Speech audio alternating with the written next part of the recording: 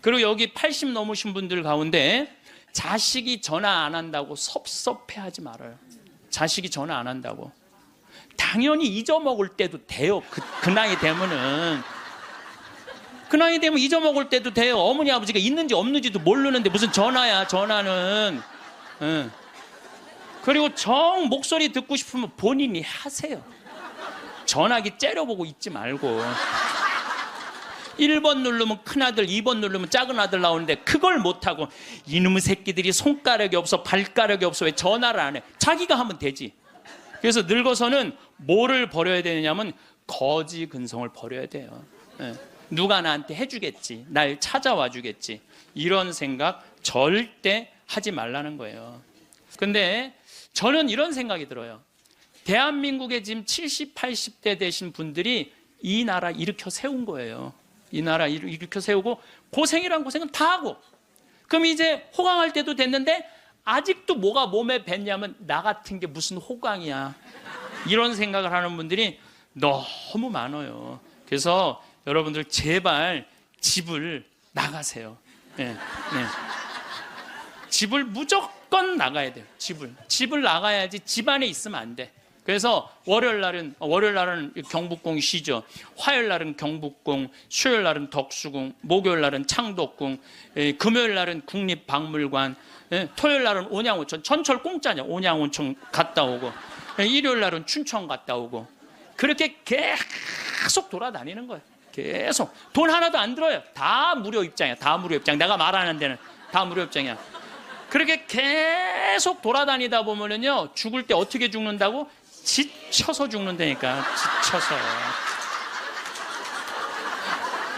죽을 때 지쳐서 죽어야 돼. 네. 네. 예전에는 40살, 50살까지 살 때는 치매가 뭔지, 노년의 외로움이 뭔지도 모르고 살았어요.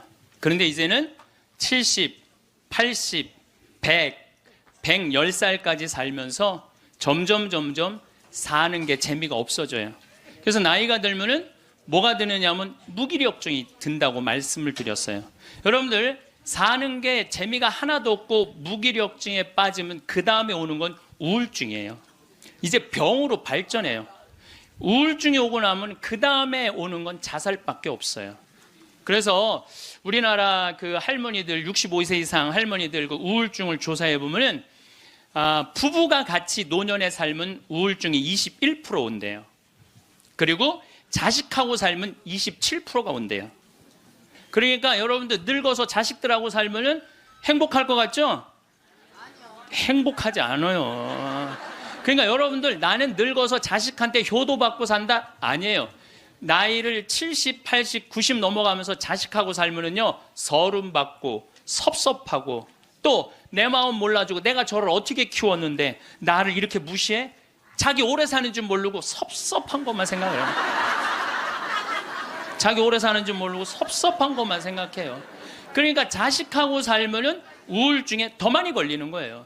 그러니까 여기 계신 여러분들은 늙어서 자식하고 한 집에서 산다는 생각은 아예 머릿속에서 빼버려야 돼요. 빼버려야 돼. 또 문제는 혼자 살면은요, 이 우울증은 41%로 늘어나요. 혼자 살면. 누가 뭐라 그래도 늙어서는 부부가 같이 사는 게 제일 좋아요. 누가 뭐라 그래도. 그러니까 여러분들, 지금 여기 60, 70 되신 분들, 50 되신 분들도 마찬가지예요. 내가 지금 자식 걱정하고 뭐 며느리 걱정하고 손자 걱정하고 손녀 걱정할 때가 아니라니까요. 네. 남편 걱정하고 아내 걱정해야지 자식들 걱정할 일이 아니에요. 여러분들, 이번에 니마 그 강을 건너지 마오, 그거 보셨어요? 네, 보셨죠? 저는 그 니마 그 강을 건너지 마오를 우리 직원들하고 보면서 저는 참 많이 울더라고요. 많이 울었죠, 여러분들도. 근데 난 그 우는 게 이해가 안 가. 왜 울어? 여러분들, 할아버지 98, 조병만 할아버지, 할머니 89, 강계열 할머니. 여러분들, 89, 89살에 눈 오면 눈싸움하고 놀고, 그렇잖아요. 낙엽 떨어지면 낙엽 가지고 놀고, 꽃 피면 꺾어서 머리에 꺾어주고, 냉이 씻을 때 물에 물장구 치고 놀고. 여러분들 89살, 이 98살에 그렇게 산다는 건요, 늘 내가 강의 때 말하는 대로 사는 분이에요. 얼마나 행복해요. 저는 그 두 분의 이렇게 사는 모습을 보면서 참 보기 좋더라고요. 저렇게 마지막에 아름답고 경치 좋은 데서 자식들하고 안 살고 그 부부가 같이 그렇게 한복 꼭 같은 색깔 입고 얼마나 좋아요. 100살까지 그렇게만 살 수 있다면 여러분들 그건 대복을 탄 거예요. 저는요 중간에 무슨 장면이 나오느냐 하면은 이 할머니 생일날 자식들이 와서 밥을 먹다가 싸워요. 싸우는 거 보셨죠? 네. 뭐 네가 한번 아버지 아팠을 때 병원에 모시고 갔냐, 전화라도 한번 했냐. 그 싸우는 걸 보면서 많은 사람들은 가슴 아프게 생각을 하는데 전 전혀 그렇게 이건 여러분들 모두의 일이에요. 앞으로 대한민국의 모든 집에서 일어날 일이에요. 그리고 나는 그 자식들 100번 이해가 돼요. 100번 그 자식들 이해가 돼요. 여러분들 생각을 해보세요. 98이면 아들이 68살이야. 아들이 68살이면은 자기도 힘들어. 자기도 70에 들어섰는데 98살 먹은 아버지 언제 챙겨요? 98 먹은 아버지. 여러분들 생각을 해봐요. 예, 여러분들 딸이 하나 있는데 40살까지 시집도 안 가고 80 다 된 내 옆에 붙어 살아. 그럼 그 딸 이뻐요, 미워요? 그리고 그냥 돈이라도 벌어오면 좋은데 돈도 안 벌어와. 돈도 안 벌어오고 계속. 그리고 이런 우리나라 캥거루족이 몇 명이냐면은 100만 명이래요. 그러니까 어머니가 70, 80이 다 됐는데도 그 어머니 등골에 붙어서 빼먹는 거야. 자긴 돈도 안 벌고. 여러분들 그런 딸들이 자기가 독립하지 않고 계속 부모 힘들게 하면 그 딸 밉잖아요. 그럼 입장을 바꿔놓고 생각해보자 이거야. 내 나이가 60이 됐는데 아버지가 100살 되도록 안 죽고 계속 내 등에 붙어 살면은 60 먹은 자식은 힘들 것 같아요? 안 힘들 것 같아요? 똑같은 입장이에요. 계산상 안 맞는다는 계산상. 자식을 20년 키웠으면 20년만 얻어 먹어야지. 근데 이제는 20년 키우고 40년, 50년, 60년 얻어 먹는다니까요. 지금 50살 되신 분들은 110살까지 산다고 말씀드렸죠? 그러면은 지금 50살 된 분들 110살까지 살면은요, 60살서부터 자식 기대고 산다면은요, 몇 년 얻어먹는 거야? 50년 얻어먹는 거야, 50년. 지금 40살들은요, 120살까지 사는 거야. 그럼 60살서부터 자식 기대서 얻어먹고 산다면은요, 60년 얻어먹는 거야. 20년 기껏 키우고 난 다음에 60년 얻어먹는 게 말이 돼요? 그러니까 이제는 자식하고 산다는 거는 자식이 늙어서 나를 책임진다는 건 상상도 하지 말라는 거예요. 누가 책임져야 돼? 내 인생은? 내가 책임지는 수밖에 없어요. 아니 제가 늘 드리는 말씀이지만은 저는 고등학교 3학년 때까지 어머니 아버지가 저를 키웠어요. 저는 뭐 우리 집 막내로서 정말 사랑 많이 받고 자랐어요. 그 신학교 들어가니까 누가 날 키워줬어? 교회가 날 키워줬어. 신학교 교회가 신부되고 보니까 너무 고마워. 그래서 20년 동안 나 키워준 어머니 아버지한테 은혜를 갚으리라. 내가 받은 만큼은 돌려주리라. 그래갖고 내가 신부 돼갖고 첫 사목 활동비 받았을 때 45만 원인가 받았어요. 그 24년 전에요. 어머니 25,000원, 아버지 25,000원 용돈 드렸다니까요. 그렇게 20년 동안 한 달도 안 빠지고 용돈 드렸어요. 그 4년 전에 끝났어.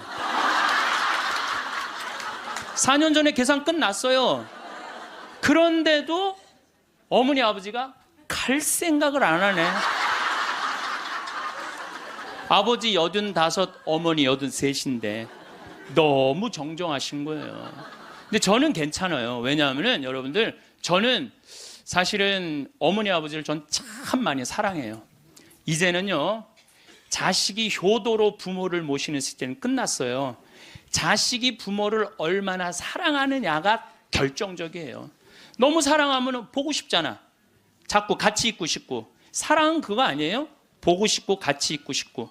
그러니까 아버지가 85이 돼도 어머니가 83이 돼도 항상 머릿속에는 시간만 되면 아버지 어머니 보러 가고 싶다, 이 생각을 좀 갖고 있어요. 이건 효도의 차원이 아니에요. 사랑의 차원이지. 그러니까 나는 또 어머니 아버지가 살아있는 게 좋아. 왜냐하면 어머니 아버지 죽으면 아무도 없잖아요. 마누라가 있어, 자식이 있어, 누가 있어. 어머니 아버지 죽으면 끝인데. 그래서 내가 어머니 아버지한테 꼭 하는 말이 있어요. 올해도 가서 말씀드렸어요. 어머니 아버지, 내가 70에 은퇴하니까 앞으로 딱 20년만 더 살아라. 그럼 아버지 105, 어머니 103이야. 그러니까 딱 20년만 더 살고 그땐 내가 안 붙잡겠다. 그땐 죽어도 된다. 저는 상관없는데 여러분들은 상관이 있어요. 왜 상관이 있느냐 하면은 70살 된 여러분들, 50, 60살 된 여러분들은 지금 나도 힘들지만 자식 결혼시켜줘야지, 또 뭐 책임져야 될 게 얼마나 많아. 그런데 늙은 어머니 아버지, 90, 100살 된 어머니 아버지까지 살아있다면은 이건 너무 힘든 거예요. 너무너무 힘든 거예요. 그러니까 인생이 즐거운 게 아니라 인생이 온통 짐이야, 짐. 그러니까 온통 짐이 되기 싫으면은요, 여러분들, 짐이 되기 싫으면요, 내 인생은 이제 내가 책임지는 거예요. 내 인생은. 내 인생을 내가 책임지는 방법은 딱 한 가지밖에 없어요. 자식 학원 끊는 거예요. 자식 학원 끊고 대학 다닌 자식 있으면 휴학시키고, 그리고 결혼은 네가 벌어서 가라고 그러는 거예요. 이 대한민국 이 세 가지가 안 되잖아요. 그럼 모두가 불행할 수밖에 없어요. 근데 우리나라 애들이 지금 얼마나 허약하냐 하면, 우리 생태마을은 참 일이 1년 내내 일이 너무너무 많아요. 그래서 사람이 많이 필요해요. 사람이 많이 필요해갖고 내가 고등학교 졸업생들 많이 뽑았어요. 근데 10명 중에 9명은 가요. 일주일도 일을 못하고. 10명 중에 9명이 왜 일주일도 못하고 가는 줄 알아요? 초등학교, 중고등학교 24시간 책상에만 앉아 있었던 애들이야. 책상에만. 그러니까 끈질기게 노동을 하는 걸 배워본 적이 없어. 여러분들, 유럽 아이들, 미국 아이들은요, 이 스포츠를 너무너무 중요하게 여겨요. 그래서 토요일 날, 일요일만 되면은 엄마 아빠들이 애들 운동하는 거 계속 지켜봐요.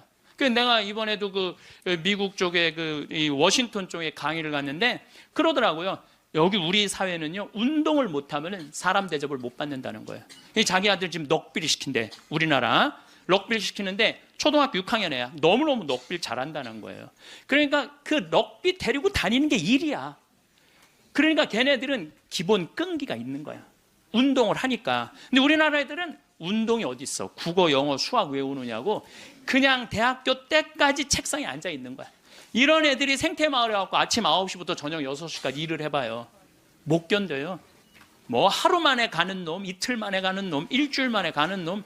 제가 그 돌아가는 아이들을 보면서 이거 큰일 났구나. 대한민국 이거 큰일 났구나. 전부 머리 쓰는 일만, 그것만 일이라고 생각하고 노동을 귀하게 여기자. 여러분들, 노동을 귀하게 여기지 않으면요, 그 사회는요 끝나는 수밖에 없어요. 로마가 왜 망했어요? 자기 나라 지키는 용병 다 용병 갖다 써갖고 망한 거예요. 우리나라도 지금 외국인 노동자들 엄청나게 들어오잖아요. 그러니까 중소기업에 가보면 전부 사람이 없다고 난리야. 그런데 국가에 보면은 지금 애들 캥거루족이 100만 명에 취직 못하는 애들 2, 300만 명이 넘게 집에서 그냥 노는 거야. 아무 일도 안 하고 엄마 돈 빼먹는 거죠. 엄마 아빠 등골 빼먹는 거예요. 그거는 엄마 아빠의 등골만 빼먹는 게 아니라 80, 90까지 살 엄마 아빠 등골까지 다 빼먹는 거예요. 이게 여러분들 보통 심각한 문제가 아니에요. 대한민국 지금 심각해요.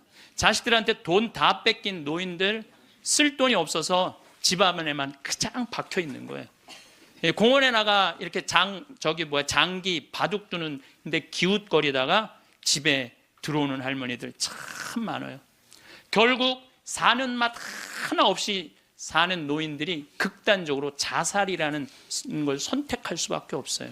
여러분들, 우리 가톨릭 안에 자살은 구원받을 수 없다고 그러잖아요. 마지막을 자살로 삶을 마감하면 어떻게 해요? 우리나라가 10만 명당 평균 자살 숫자가 31명이에요. 근데 참 재미난 통계가 있어요. 60대는 10만 명당 51명으로 늘어요. 그러니까 나이를 먹으면 먹을수록 더 많이 자살하는 거죠. 70대는 몇 명으로 늘어나냐면 79명으로 늘어나요. 70대는 79명. 80대는 몇 명으로 늘어나냐면 127명으로 늘어나요. 80대는. 그러니까 80대가 돈 없지, 자식 안 찾아오지, 병들었지, 결국은 우울증 걸려서 선택하는 거는 자살밖에 없다는 거예요. 왜 삶을 그렇게 마감하냐 이거예요. 근데 이게 다 여러분들 욕심 때문에 그래요. 욕심 때문에 애들을 망치는 거예요. 여러분들 지금 이 초등학교 학생들이 오늘 굉장히 많이 왔는데 이거 굉장히 막 아주 이거 획기적인 일이 지금 벌어졌어요 지금. 이 초등학생들이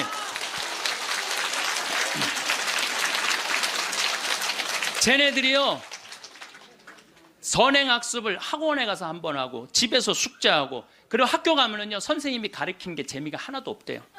세 번째 공부하니까. 세 번째 공부. 그러니까 선생님이 존경스럽지가 않은 거야. 그래서 쟤네들이 학교 다니는 게 재미가 하나도 없는 거예요.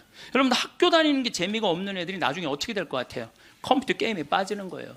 근데 그게 선행학습이 누구 때문에 벌어지는 거냐?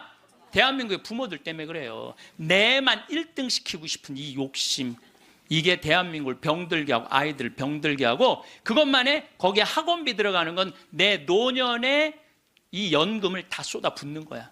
그래서 마지막에는 자살을 선택할 수밖에 없어요. 대한민국이 건강해지려면요 제가 농담으로 하는 얘기가 아니에요. 학원 끊고 대학 휴학시키고 지금 저기 집에서 노는 놈들 전부 공장에 취직시켜갖고 일시켜야 돼요. 그래야지 대한민국 건강하게 살아갈. 여러분들도 살 끼고 자식들도 살 길이 그거예요. 여기 어느 외로운 노인의 글이 하나 있는데 참 모든 인생이 다 들어있어서 제가 여러분들한테 한번 읽어드릴게요. 3년 전 마누라가 세상을 떠난 뒤 나는 외로움을 견디다 못해 함께 살자는 아들의 청을 받아들였다. 여러분들 지금 할머니 할아버지들 집에서 할머니 할아버지들 보면 많이 싸우죠. 많이 싸우죠.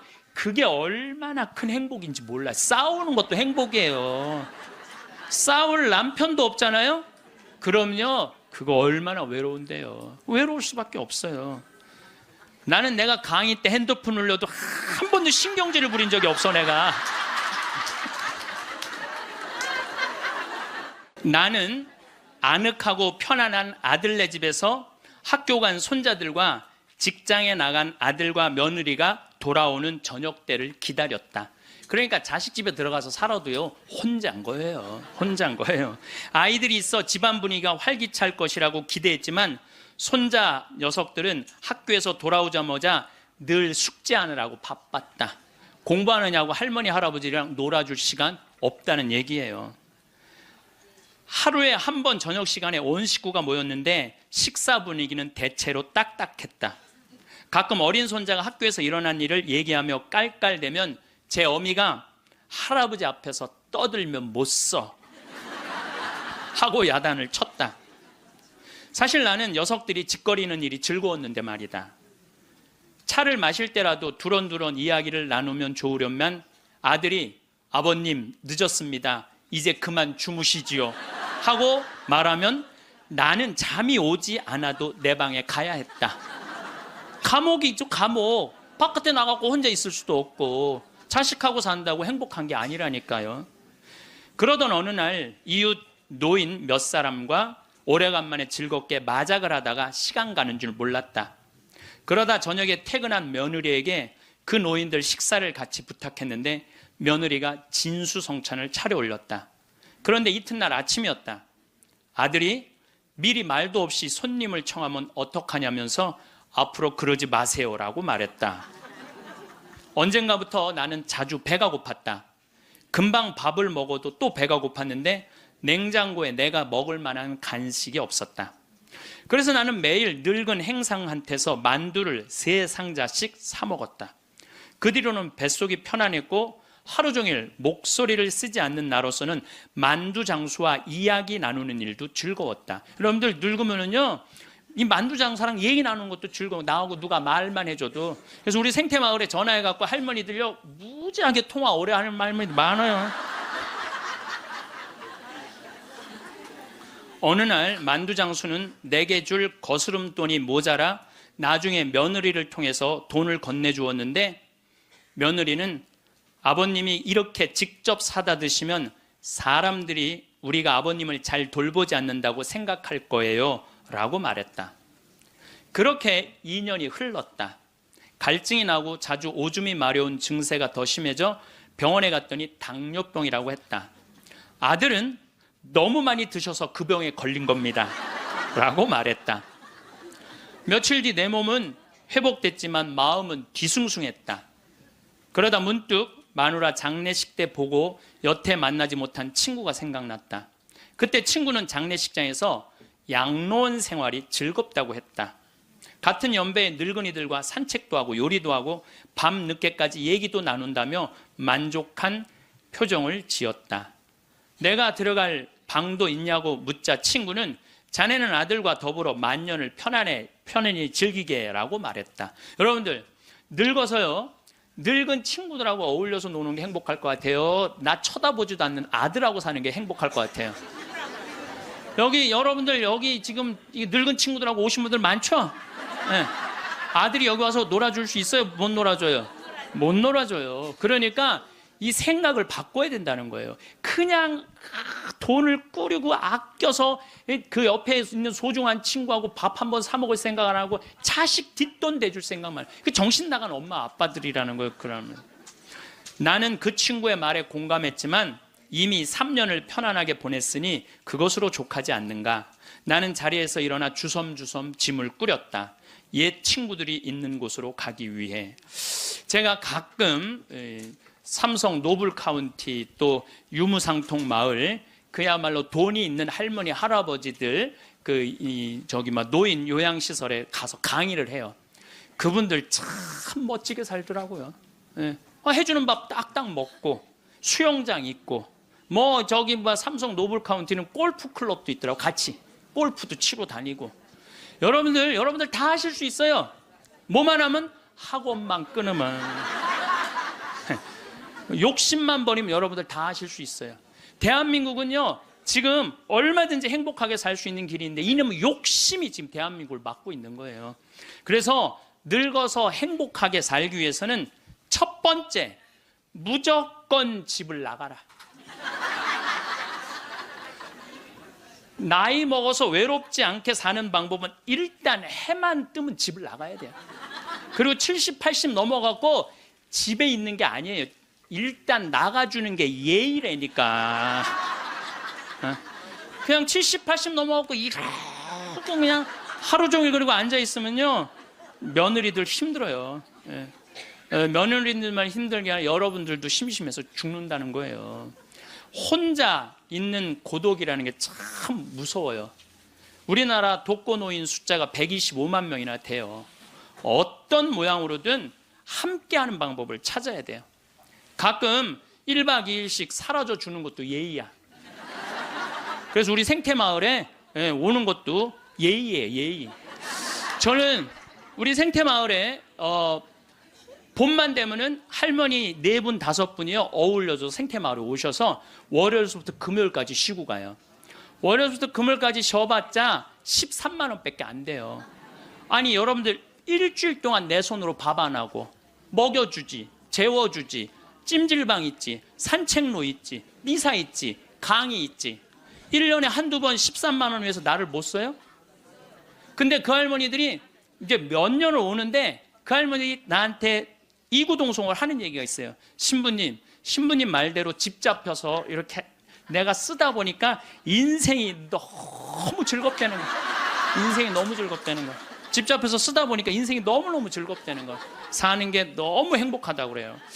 요즘 우리 어머니 친구들이 매일 모여서 우리 집에서 먹고 막 춤도 춘대. 음악 틀어놓고 춤도 추고. 그리고 또 니마 그 강을 건너지 마오도 가서 보고 국제시장도 가서 보고 왔는데 평생 영화 안 보러 가시던 분인데 요즘 보러 다녀요. 83 돼갖고.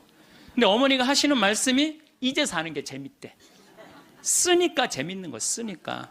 여러분들 국제시장에 유일한 내 귀에 들어오는 단어가 딱 하나 있어요. 이 한덕수라는 친구가 함흥 일사후퇴에서 오잖아요. 네가 장남이니까 네 책임지라고. 그러니까 이제 자기가 대학도 못 들어가고 파독 광부가 되죠. 그런데 다시 돌아와요. 해양대학에 합격을 해요. 돌아와서. 근데 베트남 또 참전을 가요. 동생하고 꽃분이네 가게 그거 구한다고. 근데 그 부인이 한마디 해요. 당신 왜 가족을 위해서만 사느냐고. 당신을 위해서도 살으라고. 당신을 위해서도 살으라고. 그런데도 이 사람은 끝까지 가족을 위해서 마지막까지 살죠. 그 여의도에서 막순이라고 함흥에서 놓친 그 이제 미국에 이제 입양돼 갖고 정말 눈물 콧물 다 빼죠. 우리나라 그 의사 선생님들이 100살 넘은 분들한테 문의를 했어요. 손수건 있어요. 걱정하지 마세요. 여러분들이 너무 많아 갖고 지금 더워서. 또 강원도는 오늘 영하 17도예요. 영하 17도라 내복을 입고 왔더니 우리는 내복을 안 입으면은 추워서 못 살아요. 어쨌거나 100살 넘은 분들한테 물어봤어요. 이렇게 100살까지 어떻게 건강하게 사느냐고. 근데 100살 넘은 모든 분이 똑같이 뭐라고 얘기냐면 해만 뜨면 집을 나간다는 거예요. 여러분 오늘 해만 뜨면 여기 나오니까 좋아요 안 좋아요? 좋잖아.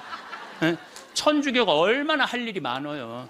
그래서 여러분들 나는 성당 다니는 거 나이 먹어서 참 좋다고 생각해. 성당 다니는 거. 성당 갈 때까지 걸어가요 안 걸어가요? 걸어. 올 때 걸어오고. 그리고 또 우리 천주교가 미사 참여할 때 그냥 놔둬요. 일어나라 앉아라 들어와라 나가라. 얼마나 많이 시켜 미사 때마다. 그리고 여러분들 나이 먹어서요 이렇게 많은 사람들 속에 어우러져 있으면요 자기가 의식이 젊어진대요. 그래서 뭐가 안 걸리냐면 치매가 안 걸리는 거예요. 치매가. 그래서 레조하는 할머니들이 되게 자다가 돌아가신대. 많이 끝까지 활동한다가 지쳐서 죽는 거예요. 지쳐서. 레조하는 할머니들이 끝까지 활동하다가 지쳐서 죽는 거예요. 지쳐서. 또 나이 먹어갖고 좋은 건 춤추는 거예요. 이게 나이 먹고 춤처럼 좋은 게 없다는 거예요. 가장 자연스러운 운동 중에 하나가 춤이라는 거예요. 그래서 요새 노인복지관에서 춤 프로그램이 참 많잖아요. 가서 춤만 추세요. 또 눈이 맞아갖고 막 뭐 결혼을 하느니 마느니.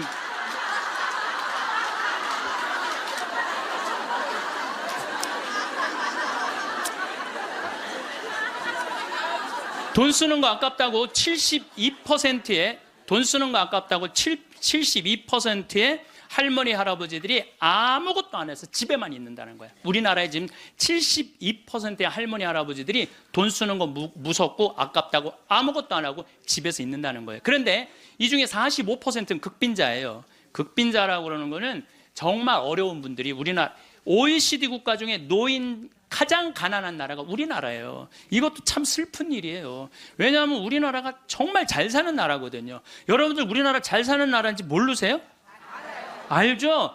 잘 살아요. 이번에도 뭐 1조 1000억 달러를 달성하고 무역 흑자 500억 달러가 넘는 나라예요. 그런데 노인들은 OECD 국가 중에 가장 가난해.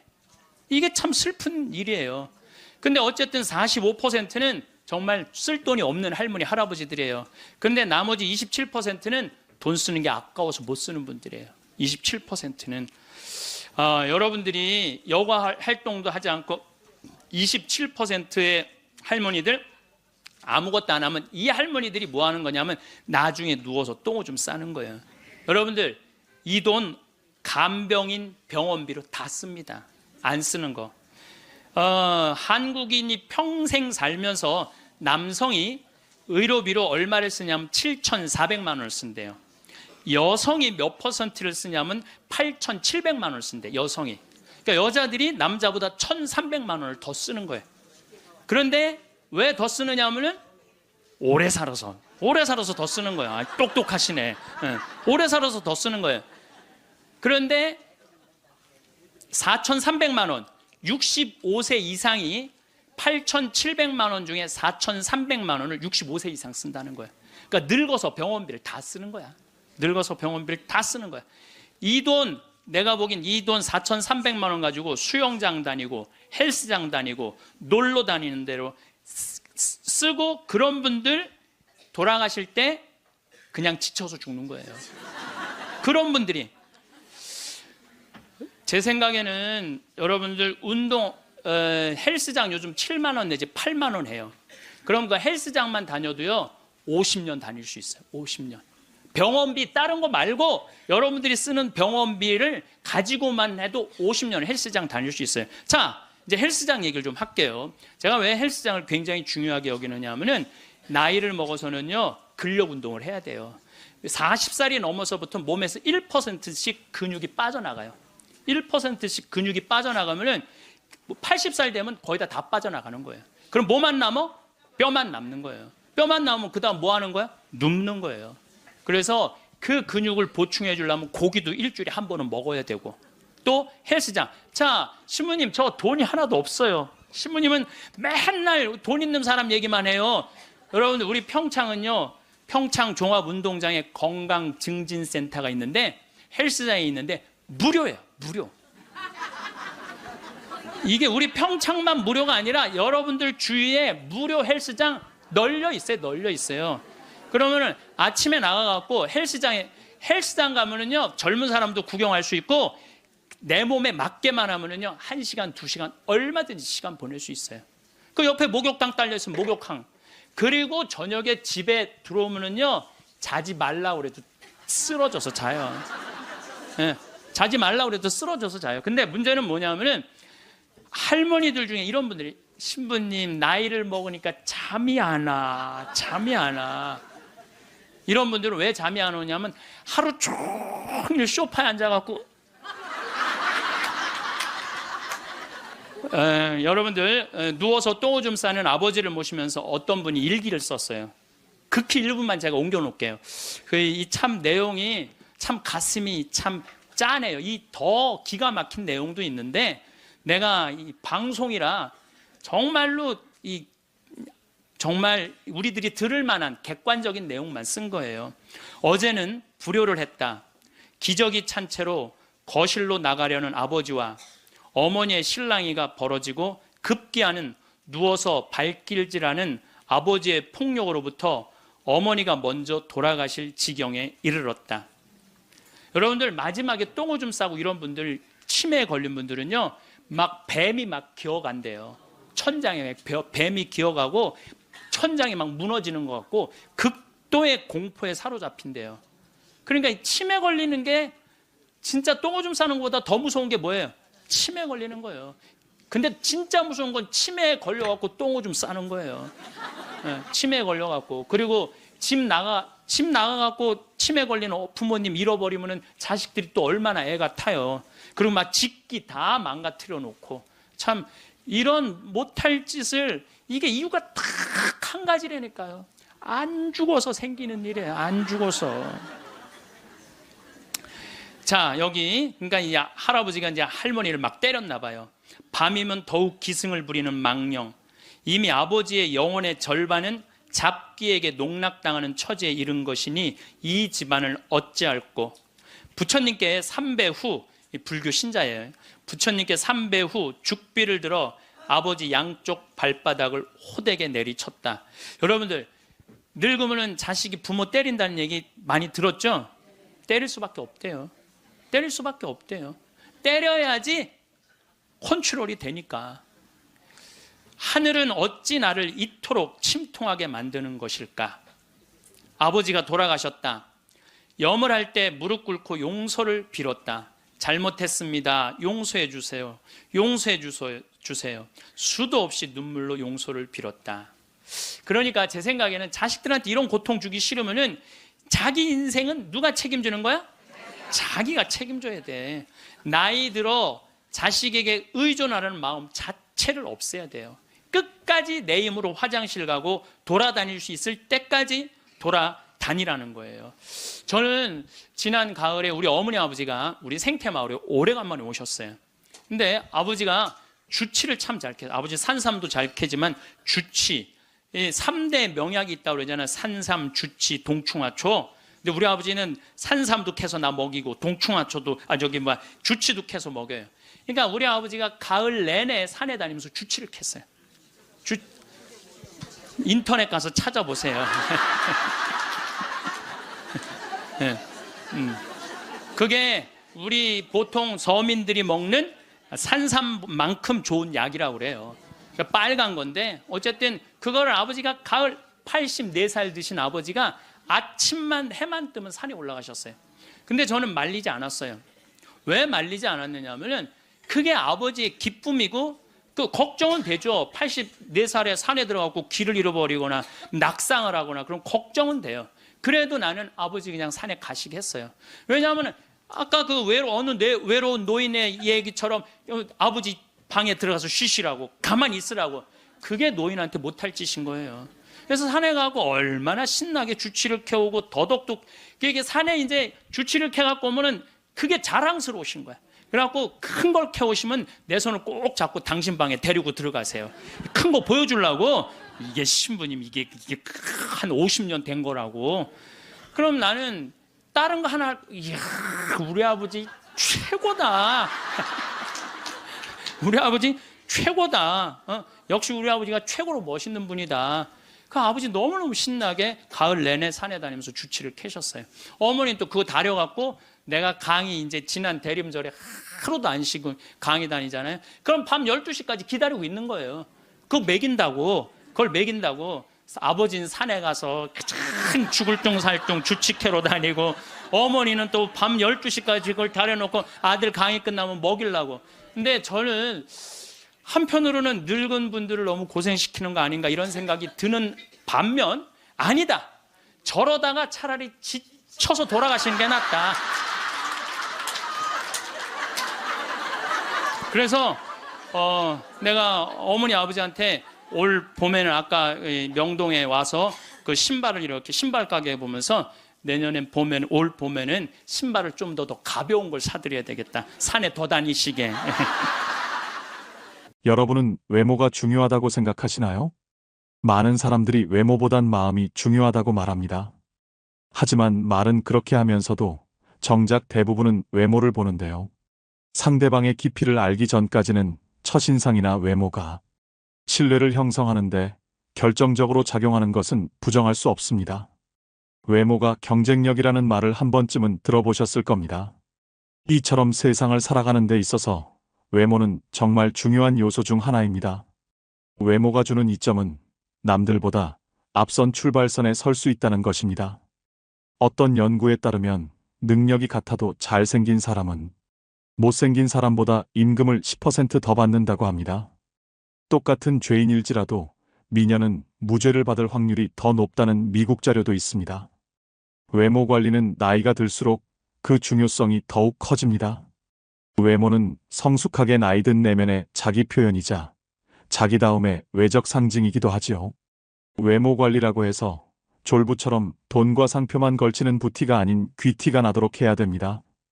그것은 전화음성, 운전 습관 그리고 의상 코디에서도 묻어납니다. 물론 내면도 중요합니다. 하지만 외면에도 어느 정도 신경을 써야 그 사람의 내면도 들여다보고 싶은 마음이 들기 마련이지요. 그렇기 때문에 나는 내면만이 중요하다고 믿기보다 나이 들수록 외면과 내면 두 가지를 모두 잘 관리하는 사람이 되고자 노력하셔야 됩니다. 그래서 오늘은 나이 들수록 외모에 더 신경을 써야 하는 이유 3가지와 시니어들의 외모 관리 방법에 대해 알려드리겠습니다. 외모에 신경 써야 하는 이유 첫 번째는 자신감과 자존감을 높이기 위해서입니다. 잘 차려입고 나간 날에는 자신감이 넘치며 당당해집니다. 하지만 아무거나 대충 걸치고 나간 날에는 아는 사람 만날까 두렵고 스스로 초라해지는데요. 나이가 들수록 피부 탄력이 떨어지고 깊어가는 주름과 탈모, 약해지는 치아, 노안 등 신체적 변화가 나타납니다. 이러한 변화로 인해 자신감과 자존감이 떨어질 수 있습니다. 우리는 거울에 비친 내 모습이 조금 더 나아 보이는 것만으로도 큰 행복을 느낍니다.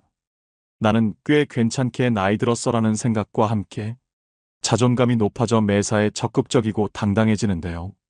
이렇듯 외모는 개인의 정체성에 절대적인 영향을 미치며 기분이 좋아진 외모는 자신에게 보내는 긍정의 신호로 작용합니다.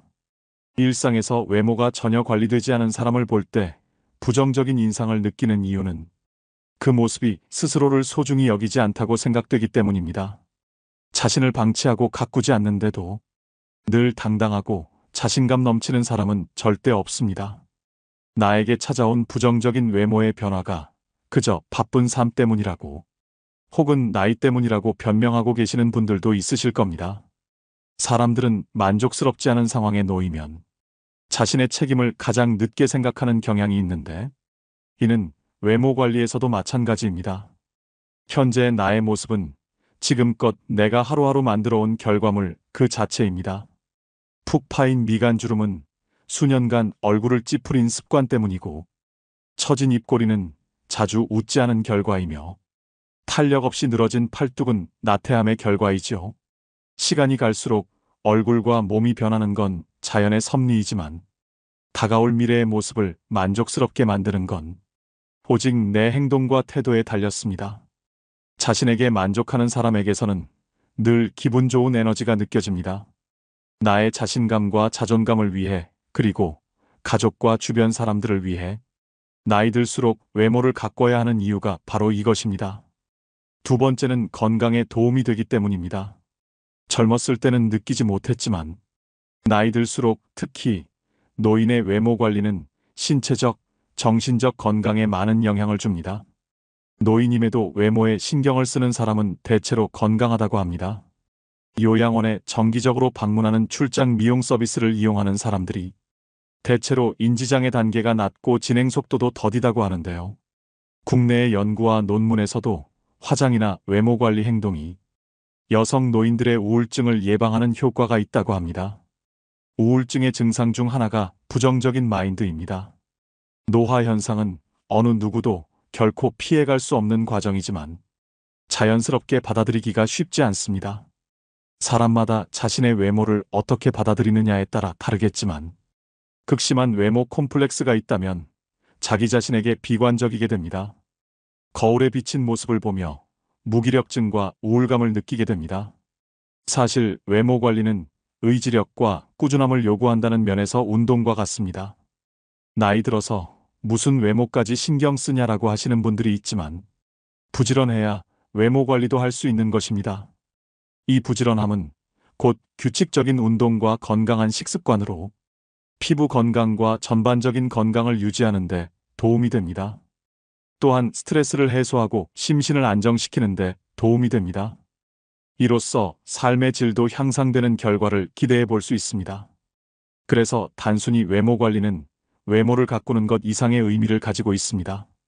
최근 최강동안으로 단연 손꼽히는 가천대학교 이기려 총장님은 1932년생으로 90세가 넘으셨는데도 5060대처럼 보입니다. 정말 감탄한 것은 그분의 자기관리 능력입니다. 부지런하지 않으면 안 되고 절제할 것도 많은데 그것을 꾸준히 지켰다는 것은 대단한 의지력입니다. 여기서 외모 관리의 또 다른 힘을 발견할 수 있습니다. 바로 나태해지는 자신을 돌려 세우고 정신을 가다듬게 도와준다는 것입니다. 마음이 귀찮아지면 몸도 따라 귀찮아집니다. 마음이 늙으면 몸도 따라 늙습니다. 하루 종일 집에서 뒹굴거리다가도 깨끗하게 샤워를 하고 나오면 기분이 상쾌해지는 것을 느낄 수 있습니다. 마음이 행동을 지배하는데 행동이 또 마음을 지배하기도 합니다. 행복해서 웃는 것이 아니고 웃으면 행복해진다는 말도 있죠. 이처럼 외모에 신경 쓰면 감정까지 조절할 수 있습니다. 어떤 분들은 살아가는데 외모가 중요하지 않다고 말합니다. 외모보다 성격이고 나이 들면 외모는 다 거기서 거기라고 말합니다. 그러나 제가 말씀드리는 외모 관리는 더 넓은 범위입니다. 이러한 외형의 관리가 정신적, 육체적 건강에도 상당히 도움이 된다는 점을 말씀드리는 것입니다. 세 번째는 후광 효과로 인한 신뢰감을 줄 수 있기 때문입니다. 어떤 사람이 서울대학교를 나왔다고 하면 우리는 그 사람이 성격도 좋고 인성도 좋고 성실하며 여러 가지 긍정적인 성격을 가졌을 것이라고 판단을 내리게 됩니다. 이렇게 서로 관련 없는 특성들을 관련 있다고 잘못 판단 내리는 것을 후광 효과라고 하는데요.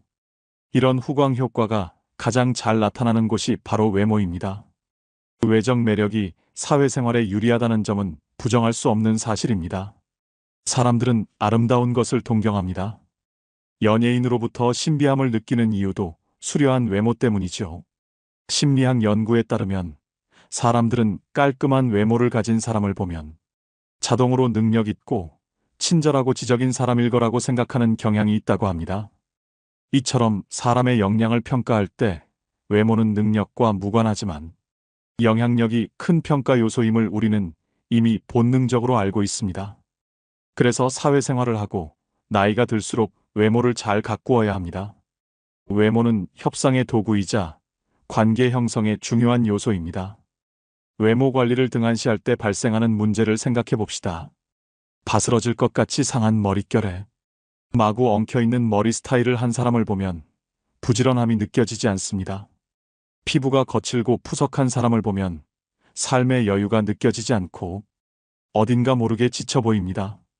상대방이 나와 가까운 사람일지라도 만날 때마다 헝클어진 모습만 보여준다면 신뢰를 쌓기가 어렵습니다.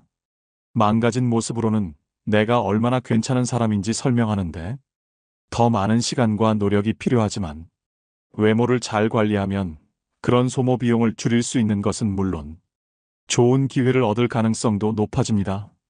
의사 전달 효과 역시 몸짓과 표정, 시선이 55%이고 목소리 톤은 38%, 내용은 겨우 7%에 미친다고 합니다. 그만큼 사람과의 관계에서 외적 요소가 많은 비중을 차지합니다. 나이가 들면서 경험과 지식, 사회적 신용이 높아지지만 이를 제대로 표현하지 않으면 상대방에게 올바른 메시지를 전달하는데 어려움이 생길 수 있습니다.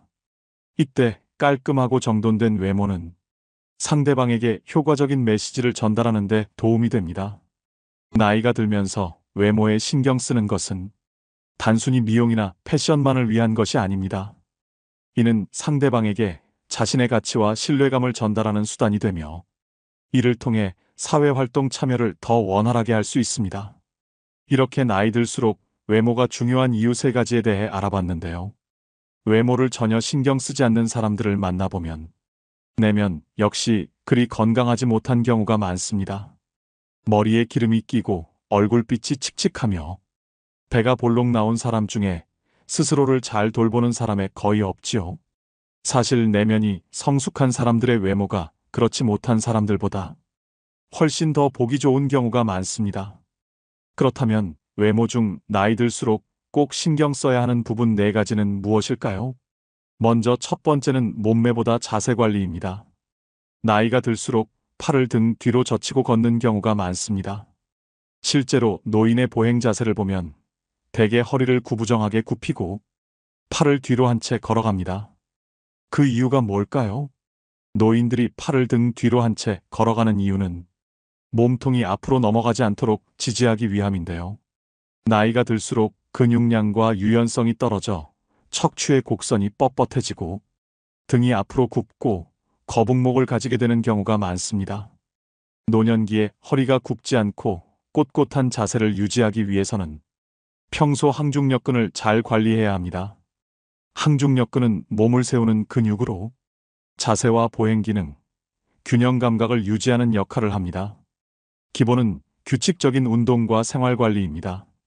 충분한 단백질 섭취와 규칙적인 신전 스트레칭 및 근력 운동을 통해 현재의 모습을 오랫동안 유지하는 노력이 필요합니다. 매일 7,500보 이상 걷고 유산소 운동과 수영, 자전거 타기 등 운동도 도움이 됩니다.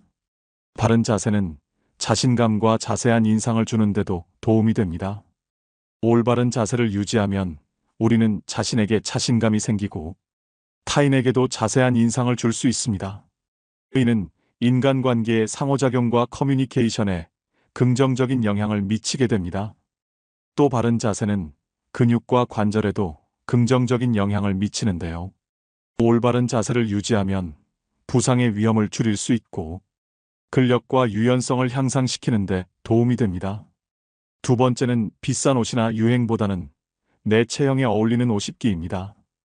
외적 매력이 있는 사람들은 모두가 특출나게 아름답고 잘생겼다기보다는 자신에게 어울리는 스타일을 스스로 잘 알고 상황이나 장소에 맞게 꾸미는 능력을 갖추고 있습니다. 즉, 자신의 신체적 단점을 보완할 줄 압니다. 사실 몸매가 좋은 사람은 어떤 옷을 입든 태가 나지요. 하지만 모든 사람이 몸매가 좋은 건 아닙니다. 다리가 짧을 수 있고 뱃살이 많을 수도 있습니다. 이런 모습들이 단점이라고 생각되면 옷을 통해 시선을 분산시키면 됩니다. 다리가 짧다면 티를 바지에 넣어 입으면 되고, 뱃살이 많다면 밝은 색의 티보다는 검은색 티셔츠가 도움이 됩니다. 세 번째는 모발 관리입니다. 나이가 들면서 심각한 고민거리 중 하나입니다. 하지만 머리숱은 유전이라고 생각하고 관리를 전혀 안 하시는 분들이 있습니다. 3단같이 검고 숱이 많던 머리카락이 세월이 흐르면서 자꾸 빠지고 윤기가 사라져가는 건 안타까운 일입니다. 하지만 나이가 들어도 탄력 있고 숱이 많은 모발을 유지하는 분들을 우리 주위에서 볼 수가 있습니다. 나이 들어서도 건강한 모발을 유지하려면 어떻게 해야 할까요? 머리숱을 많게 만드는 방법의 하나는 올바른 머리 감기 방법입니다. 탈모를 예방하려면 두피가 깨끗해야 합니다. 미세먼지, 노폐물, 두피 각질이 모공을 막으면 가려움증, 두피 피부염이 생길 수 있고 머리카락이 많이 빠질 수 있습니다. 따라서 하루 동안 쌓인 노폐물을 제거하기 위해 저녁에 머리를 감는 것이 좋습니다. 머리숱을 많게 만드는 음식으로는 달걀, 연어, 호두, 두부, 검은콩, 해조류, 제철, 과일 등이 있습니다. 사람의 외모에서 머리는 약 70%를 차지하는 매우 중요한 부분입니다. 건강하고 아름다운 머릿결은 우리의 자신감을 높여주고 매력을 더해줍니다. 그러나 많은 사람이 피부 관리에는 열심이지만 두피 관리를 소홀히 하는 경우가 많습니다. 노년기에도 젊고 건강한 모발을 유지하려면 젊어서부터 꾸준히 모발을 관리해주는 습관이 필요합니다. 네 번째는 채취 관리입니다. 나이가 들어가면서 짙어지는 채취 때문에 고민하시는 분들이 많습니다. 흔히 노인 냄새, 호라비 냄새라고 부르기도 합니다. 진정한 외모 관리는 시각적 모습뿐만 아니라 향기까지 관리하는 데 있습니다. 자신의 채취를 알고 그에 맞는 관리법을 선택할 수 있는데요.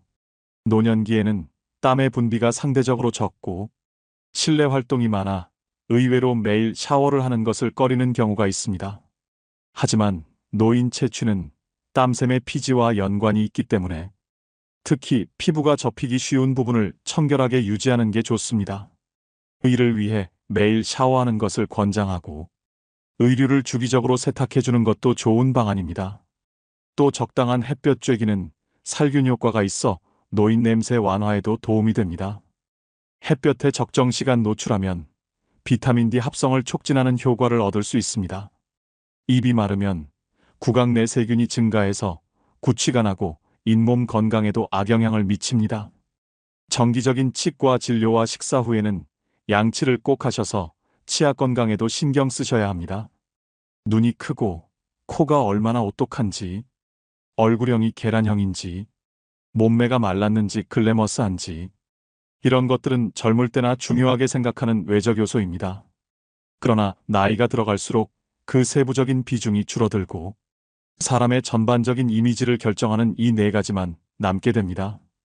오늘부터 꼭 실천하셔서 노후의 외모 관리에 도움이 되셨으면 좋겠습니다. 오늘의 영상 어떠셨나요? 외모를 망가뜨리는 가장 쉬운 방법은 편한 대로 행동하는 것이라는 말이 있습니다. 모든 외모 관리는 결국 매 순간 자신의 행동을 선택하려는 의지와 노력으로 완성됩니다. 매 순간 올바른 선택을 하고 마음먹은 일을 내일로 미루지 않는다면 우리의 외모는 반드시 긍정적으로 변할 것입니다. 외모의 변화를 원한다면 이제부터 매 순간 나의 행동을 주의 깊게 지켜보길 바랍니다. 요즘에는 잘생기거나 예쁜 사람이 성격도 좋다는 얘기를 많이 합니다. 그만큼 성숙하고 훌륭한 내면을 가진 사람들은 외형에도 꾸준히 신경을 씁니다. 그들 모두가 특출나게 아름답고 잘생겼다기보다는 자신에게 어울리는 스타일을 스스로 잘 알고 상황이나 장소에 맞게 꾸미는 능력을 갖추고 있습니다. 나이 들수록 외모 관리는 선택이 아닌 필수입니다. 외모에 신경 쓰는 것은 자신감을 높이고 건강을 유지하며 사회적 관계를 형성하고 유지하는 데 도움이 됩니다. 한창 돈을 모아야 하는 젊은 시절에는 외모 관리가 중요한 요소가 아닐 수도 있습니다. 젊음의 가난은 고난이지만 노년의 가난은 재난이라고 합니다. 한 푼이라도 돈이 나를 위해 일하는 시스템을 만들기 위해 젊을 때는 타인의 눈치를 보지 않고 옷 한 벌 사지 않으면서 꼬지람을 감내할 수도 있습니다. 그러나 중장년에 접어들면서 앞으로 인생의 여정이 길어질수록 외모의 평가로부터 자유로울 수 없지요. 물론 이것들은 하루아침에 달성할 수 있는 것들이 아닙니다. 시간과 노력이 필요하며 이것들이 쌓여 나의 외모 경쟁력을 높여주는 것이겠지요. 외모만으로만 편한 삶을 살 수는 없지만 내 삶의 질을 높여주는 건 확실합니다. 인생은 결과가 아닙니다. 나의 하루가 쌓여 한 달이 되고 1년이 되듯 하루하루 살아가는 과정 자체가 삶인 것입니다. 여러분의 삶은 어떠신가요? 현재의 모습에 대한 자각과 아름다워지겠다는 결심, 그리고 순간순간 작은 행동의 변화만으로 분명 잃어버린 매력을 되찾을 수 있습니다. 삶이 주는 오늘 하루를 낭비하시지 말길 바라면서 오늘의 영상 마무리하겠습니다. 예전에는 40살, 50살까지 살 때는 치매가 뭔지, 노년의 외로움이 뭔지도 모르고 살았어요. 그런데 이제는 70, 80, 100, 110살까지 살면서 점점 사는 게 재미가 없어져요. 그래서 나이가 들면은 뭐가 드느냐면 무기력증이 든다고 말씀을 드렸어요. 여러분들 사는 게 재미가 하나도 없고 무기력증에 빠지면 그 다음에 오는 건 우울증이에요. 이제 병으로 발전해요. 우울증이 오고 나면 그 다음에 오는 건 자살밖에 없어요.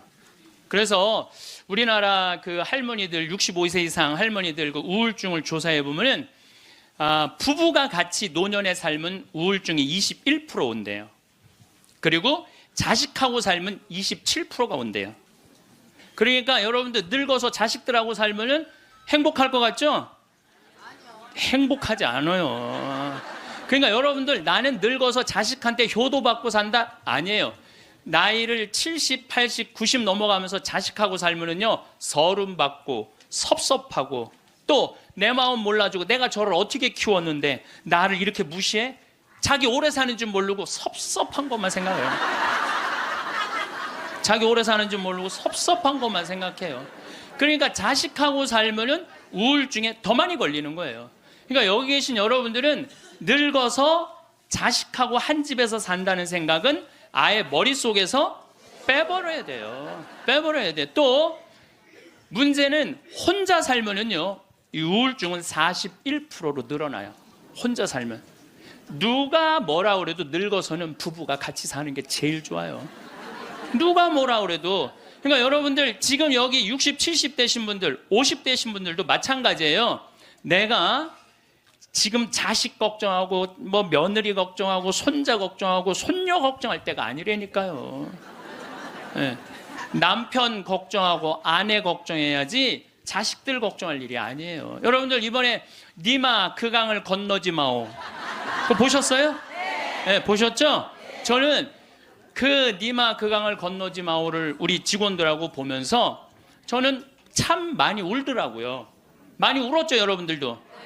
근데 난 그 우는 게 이해가 안 가. 왜 울어? 여러분들 할아버지 98 조병만 할아버지, 할머니 89 강계열 할머니 여러분들 89, 89살에 눈 오면 눈싸움하고 놀고 그렇잖아요. 낙엽 떨어지면 낙엽 가지고 놀고 꽃 피면 꽃 꽂아서 머리에 꺾어주고 냉이 씻을 때 물에 물장구 치고 놀고. 여러분들 89살, 98살에 그렇게 산다는 건요 늘 내가 강의 때 말하는 대로 사는 분이에요. 얼마나 행복해요. 저는 그 두 분의 이렇게 사는 모습을 보면서 참 보기 좋더라고요. 저렇게 마지막에 아름답고 경치 좋은 데서 자식들하고 안 살고 그 부부가 같이 그렇게 한복 꼭 같은 색깔 입고 얼마나 좋아요. 100살까지 그렇게만 살 수 있다면 여러분들 그건 대복을 탄 거예요. 저는요 중간에 무슨 장면이 나오느냐 하면은 이 할머니 생일날 자식들이 와서 밥을 먹다가 싸워요. 싸우는 거 보셨죠? 네. 뭐 네가 한번 아버지 아팠을 때 병원에 모시고 갔냐, 전화라도 한번 했냐. 그 싸우는 걸 보면서 많은 사람들은 가슴 아프게 생각을 하는데 전 전혀 그렇게 이건 여러분들 모두의 일이에요. 앞으로 대한민국의 모든 집에서 일어날 일이에요. 그리고 나는 그 자식들 100번 이해가 돼요. 100번 그 자식들 이해가 돼요. 여러분들 생각을 해보세요. 98이면 아들이 68살이야. 아들이 68살이면은 자기도 힘들어. 자기도 70에 들어섰는데 98살 먹은 아버지 언제 챙겨요? 98 먹은 아버지. 여러분들 생각을 해봐요. 예, 여러분들 딸이 하나 있는데 40살까지 시집도 안 가고 80 다 된 내 옆에 붙어 살아. 그럼 그 딸 이뻐요, 미워요? 그리고 그냥 돈이라도 벌어오면 좋은데 돈도 안 벌어와. 돈도 안 벌어오고 계속. 그리고 이런 우리나라 캥거루족이 몇 명이냐면은 100만 명이래요. 그러니까 어머니가 70, 80이 다 됐는데도 그 어머니 등골에 붙어서 빼먹는 거야. 자긴 돈도 안 벌고. 여러분들 그런 딸들이 자기가 독립하지 않고 계속 부모 힘들게 하면 그 딸 밉잖아요. 그럼 입장을 바꿔놓고 생각해보자 이거야. 내 나이가 60이 됐는데 아버지가 100살 되도록 안 죽고 계속 내 등에 붙어 살면은 60 먹은 자식은 힘들 것 같아요? 안 힘들 것 같아요? 똑같은 입장이에요. 계산상 안 맞는다는 계산상. 자식을 20년 키웠으면 20년만 얻어 먹어야지. 근데 이제는 20년 키우고 40년, 50년, 60년 얻어 먹는다니까요. 지금 50살 되신 분들은 110살까지 산다고 말씀드렸죠? 그러면은 지금 50살 된 분들 110살까지 살면은요, 60살서부터 자식 기대고 산다면은요, 몇 년 얻어먹는 거야? 50년 얻어먹는 50년. 지금 40살들은요, 120살까지 사는 거야. 그럼 60살서부터 자식 기대서 얻어먹고 산다면은요, 60년 얻어먹는 거야. 20년 기껏 키우고 난 다음에 60년 얻어먹는 게 말이 돼요? 그러니까 이제는 자식하고 산다는 거는 자식이 늙어서 나를 책임진다는 건 상상도 하지 말라는 거예요. 누가 책임져야 돼? 내 인생은? 내가 책임지는 수밖에 없어요. 아니 제가 늘 드리는 말씀이지만은 저는 고등학교 3학년 때까지 어머니 아버지가 저를 키웠어요. 저는 뭐 우리 집 막내로서 정말 사랑 많이 받고 자랐어요. 그 신학교 들어가니까 누가 날 키워줬어? 교회가 날 키워줬어. 신학교 교회가. 신부되고 보니까 너무 고마워. 그래서 20년 동안 나 키워준 어머니 아버지한테 은혜를 갚으리라. 내가 받은 만큼은 돌려주리라. 그래갖고 내가 신부 돼갖고 첫 사목 활동비 받았을 때 45만 원인가 받았어요. 그 24년 전에요. 어머니 25,000원, 아버지 25,000원 용돈 드렸다니까요. 그렇게 20년 동안 한 달도 안 빠지고 용돈 드렸어요. 4년 전에 끝났어. 4년 전에 계산 끝났어요. 그런데도 어머니 아버지가 갈 생각을 안 하네. 아버지 85, 어머니 83인데 너무 정정하신 거예요. 근데 저는 괜찮아요. 왜냐하면 여러분들 저는 사실은 어머니 아버지를 전 참 많이 사랑해요. 이제는요 자식이 효도로 부모를 모시는 시대는 끝났어요. 자식이 부모를 얼마나 사랑하느냐가 결정적이에요. 너무 사랑하면 보고 싶잖아. 자꾸 같이 있고 싶고. 사랑은 그거 아니에요? 보고 싶고 같이 있고 싶고. 그러니까 아버지가 85이 돼도 어머니가 83이 돼도 항상 머릿속에는 시간만 되면 아버지 어머니 보러 가고 싶다. 이 생각을 좀 갖고 있어요. 이건 효도의 차원이 아니에요. 사랑의 차원이지. 그러니까 나는 또 어머니 아버지가 살아있는 게 좋아. 왜냐하면 어머니 아버지 죽으면 아무도 없잖아요. 마누라가 있어, 자식이 있어. 누가 있어. 어머니 아버지 죽으면 끝인데. 그래서 내가 어머니 아버지한테 꼭 하는 말이 있어요. 올해도 가서 말씀드렸어요. 어머니 아버지, 내가 70에 은퇴하니까 앞으로 딱 20년만 더 살아라.